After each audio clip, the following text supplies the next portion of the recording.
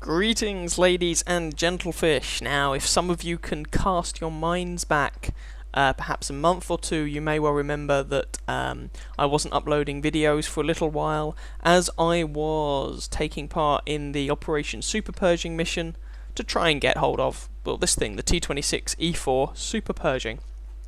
So I thought it was about damn time I showed you some games in the thing. So this is going to be a pair of games. These were actually games that I played in this machine back to back. And first of all, we are here on El Haluf. It's a standard game. We are top tier and we can see what we can do. So we ended up being top tier in both of the matches I'm going to show you. And in all likelihood, all of the good games that I show, and I'm unlikely to show you a really naff game in the Super Pershing, but so the games I'm likely to show you are probably going to be when this thing's top tier, because it gets special matchmaking, so that it doesn't see tier 10s, so it sees tier 8 and 9 games only. But the gun isn't great on the Super Pershing. It's comparable to the gun on the regular Pershing. And basically, if you compare it to the top gun on the regular Pershing, you get the same 240 alpha damage. You get worse accuracy, marginally. You get worse penetration, goes from 180 on the Pershing to 170 on the Super Pershing. But you get a faster reload, so you get higher DPM. The other thing you have to bear in mind, though, is that the Super Pershing is not as mobile as the regular Pershing, so you're less likely to be able to get those flanking shots off. As a result, if you want to play the Super Pershing, I would recommend carrying a respectable stock, you know, not complete, but a respectable stock of APCR ammunition, the premium ammunition. And you can see here, I have 5 rounds of high explosive, 35 of armor piercing, and 14 of armor piercing composite rigid. Now I'm coming over here to heavy tank corner because the Super Pershing, despite the fact that it's a medium tank, really it plays a bit more like a heavy tank. Now when this was actually made historically, the armor of the machine was not actually the focus was on the gun. That's what was super about it. That was what distinguished the Pershing from the Super Pershing, the gun on the Super Pershing. Now in game terms, because the fully upgraded regular Pershing is not the Pershing that saw service, you know, they've basically given it a better gun. Hello, Mr. KV1S. Because of that, the gun that the Pershing gets is actually better than the gun the historical Pershing gets, and so you don't notice that the gun on the Super Pershing is supposed to be pretty good. Oh, the C25. And so the focus is more on the armour, and so it plays more like a bit of a heavy tank. Now, this E25, I swear he was Neo. Every time I pulled the trigger, he just moved the tank so that he wasn't hit. Ah, he was infuriating. Someone else hits him and... there we go. Now, one or two of these shots you can argue weren't the best, and it's not helped because the accuracy on the gun is not amazing. But... yeah...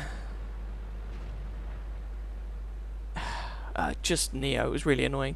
Now that Cromwell's a little bit, well, sad, I guess. He got taken out. I was trying to put shots into that E25 to keep the Cromwell alive, but I wasn't able to really do it.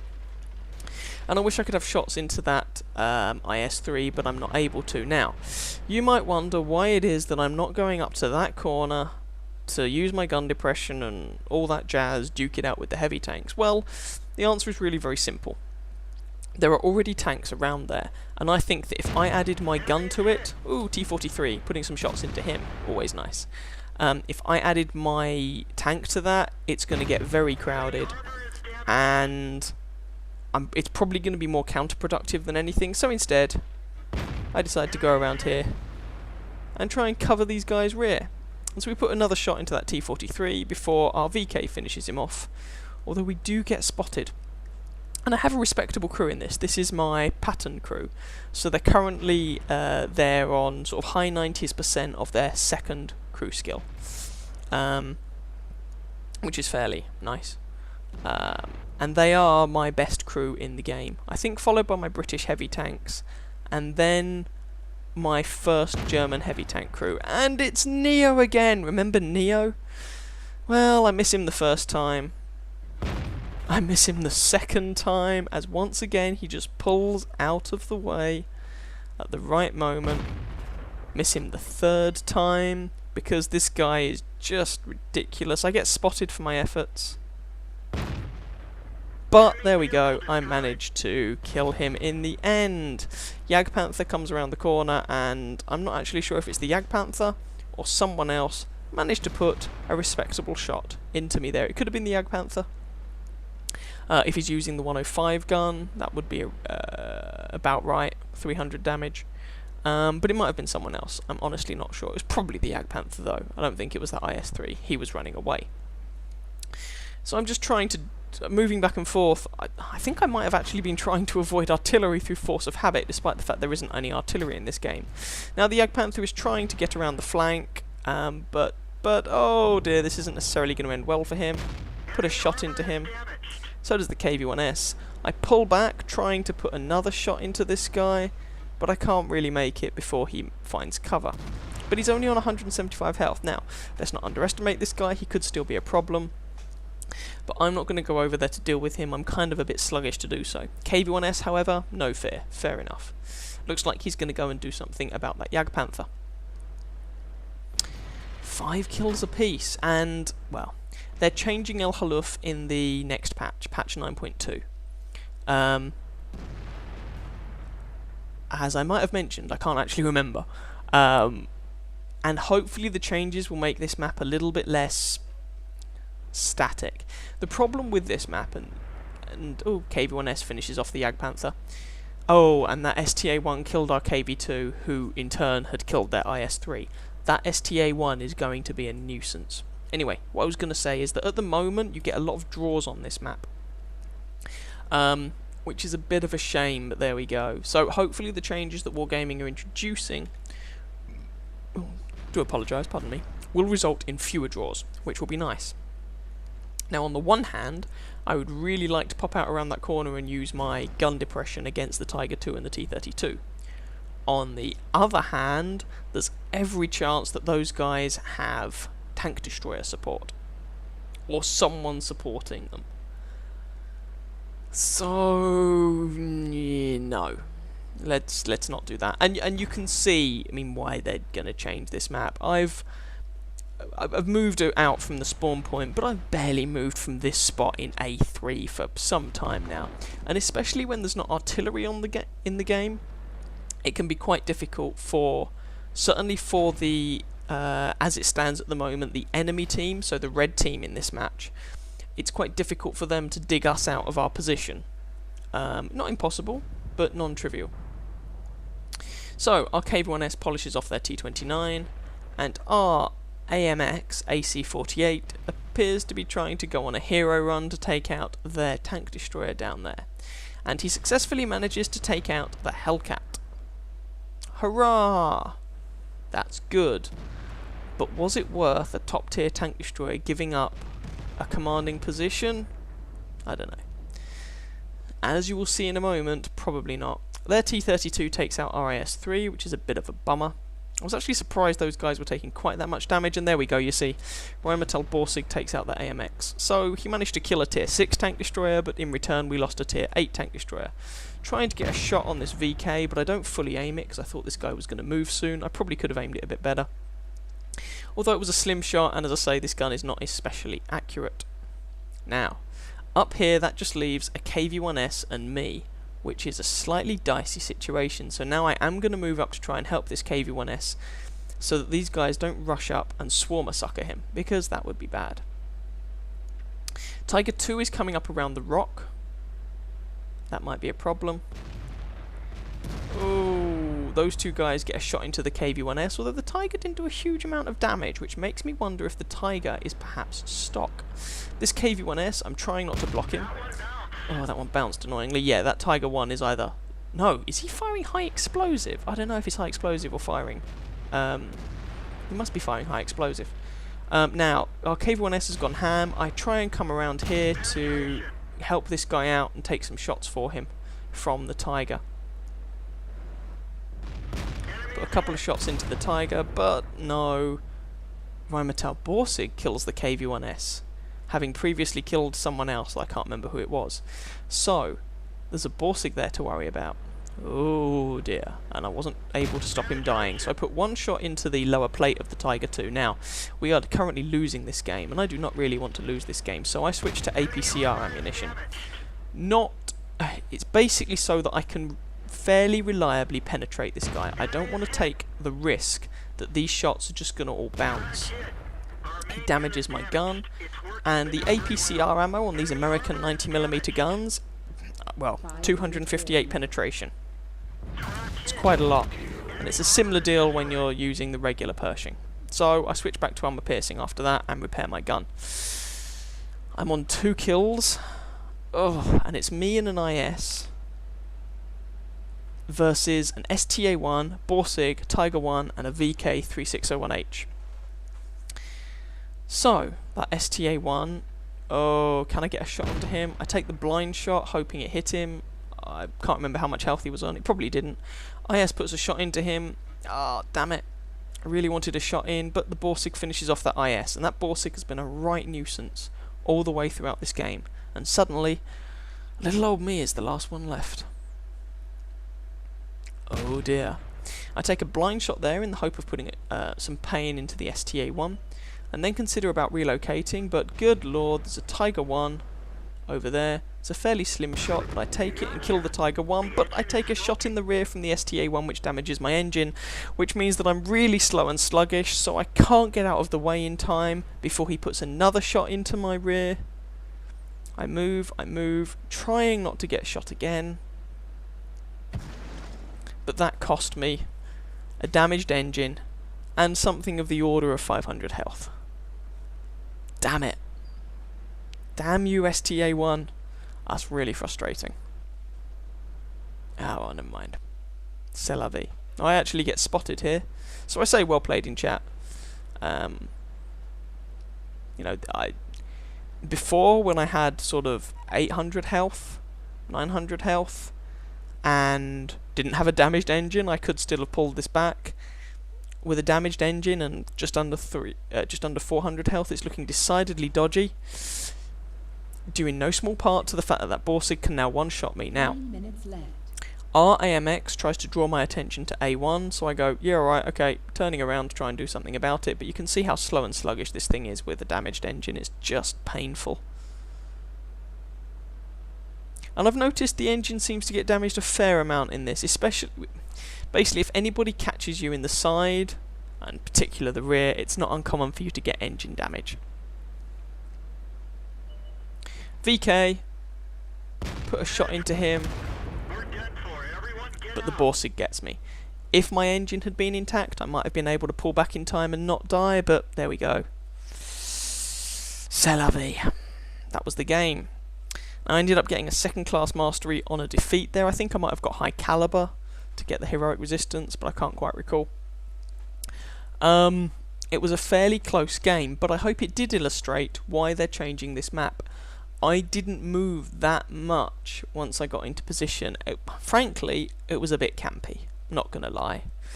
But I ended up racking up a respectable amount of damage, and the Super Pershing did me fairly proud, right up until the point that it took a shot in the rear and damaged the engine. That was a bummer.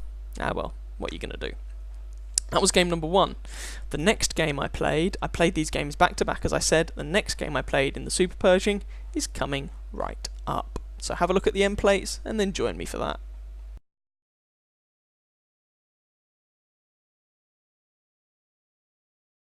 Here we are with game number 2, and I must confess, when I played this game and saw it load up, my heart sank.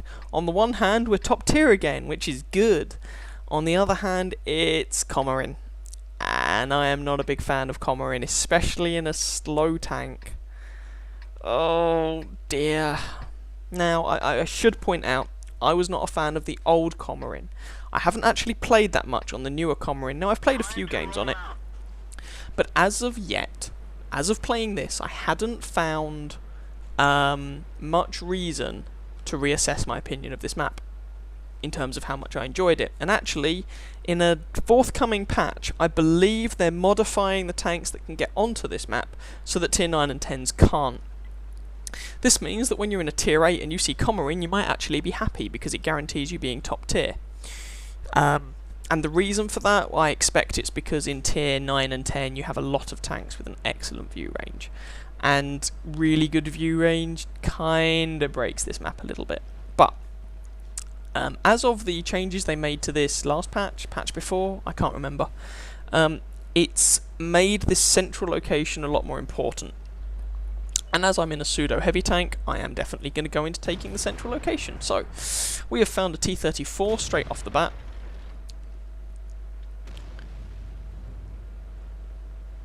And there's an IS-6. And I'm thinking about going around and trying to do something about that IS-6. But he's disappeared, and I think better of it. Oh, and I've been spotted, so let's not go too far around there so that I don't take much in the way of fire. T34 has taken a hit, and he has a little VK friend. Oh, that's so sweet. So on the basis that they've made the central part of this map a little bit more defensible, oh, T34 is coming around to have some fun.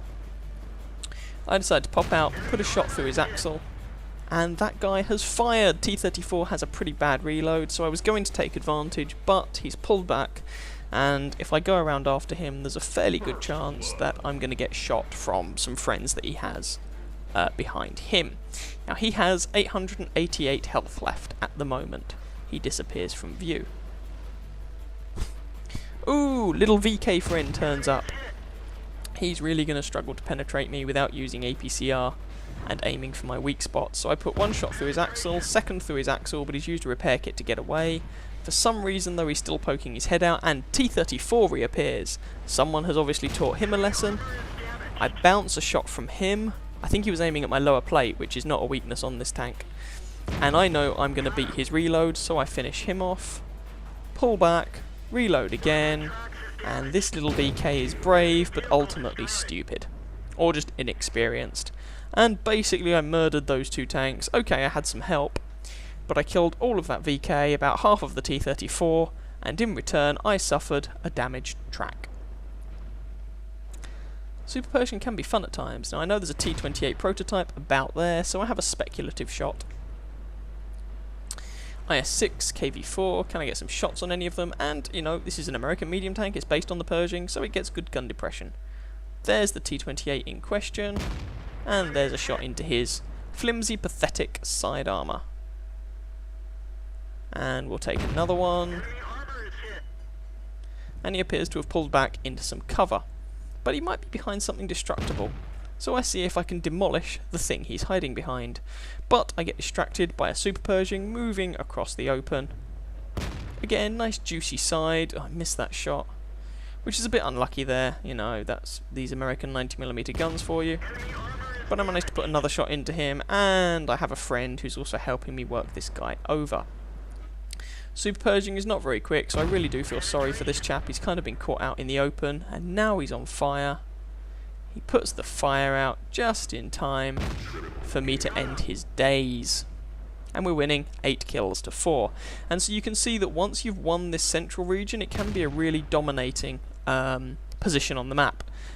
In the newer Comorin. In the older version of Comorin, there was a lot less cover from fire from the flanks in this central region, and so what you tended to find is that things like heavy tanks and some heavier medium tanks came to the central region, duked it out, all the while taking fire from their flanks, and it was just a bit of a mess. So, T28 prototype, he appears to be behind a house, and so I start demolishing his cover. Maybe it'll make him move. T28 prototype's sides are garbage, so I put a shot, but it's heavily angled, so I put a shot there into the side of his turret, and our T34 finishes the guy off, and we are now winning 10 kills to 5. However, they appear to have a force pushing up on the 1 line. So we lose our PZSFL-5, but they have a low health Comet and a low health KV-3. They don't have a Comet anymore, and the KV-3 is even lower health. Correct that, they don't have a KV-3 anymore. We're winning 12 kills to 6. So they have remaining Tier 7 artillery, a Tier 6 heavy, and a Tier 6 medium. Their Tier 6 heavy has just lost an awful lot of his health. It's on very low health indeed, even lower. And I steal that kill like a boss. So we're just looking out for their artillery and the Cheeto. Someone says they're down in the bottom left corner. Alright, fair enough. We are going to head over in that general direction. But you can see that, you know, the Super Pershing isn't exactly what you would call lightning quick. And that's because it's been given a butt-ton more armour, a nice big gun, but still has the strained 500 horsepower engine. Oh, critical hit. That the Pershing gets if you don't fully upgrade it. And artillery polishes that guy off. Our T-34 has nailed their artillery, and that was the game. And that ended up being, I think it was top experience on my team, but it was a first class mastery badge either way. And both of those games, I should point out, earned me a respectable amount of money, which, with a tier 8 premium, is at the end of the day what things are all about. I hope you guys enjoyed those games. If you did, please feel free to catch some of my other videos and or subscribe to my channel, and I wish you very happy hunting on that battlefield. Ciao ciao.